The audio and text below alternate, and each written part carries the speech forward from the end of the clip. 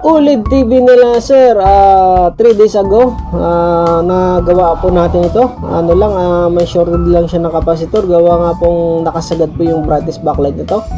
So yun po, may back job tayo. Ito po tawag natin na back job po. Ito po may sounds na, pero dati po wala siyang sounds talaga po. Ano lang siya, blinking indicator light lang po, pero ito ngayon may sounds na po. So ito po kasi ang kaso nito mga sir, halos po hindi ako halos masyado sinunod ni sir, kasi nga po kaya nagkasakit yan po, kasi nga po nakasagad yung brightness backlight settings niya po. Yun nga po, sa awa naman po dito mga sir, nag-success tayo rito. Nakita natin yung depekto niya sa right side pag nakataob, yun po na palabas na natin yung display. So yun nga po mga sir, lesson learned po. Pagka nakasagad yung brightness backlight, ibig sabihin may sisirain talaga po sa screen.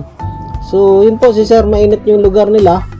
Ayun nga po nangyari nung time niya na kwento sa akin na tanghaling tapat halos na hindi na raw gumagana yung kanilang TV.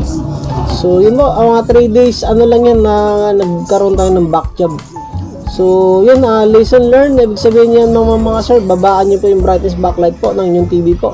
So ito nangyari na sir, una-unang sira niyan na capacitor may shorted. So ito po ang nangyari na ngayon, meron na siyang medyo magaspang na guhit, may hati sa gitna. At least napapagana pa rin natin po.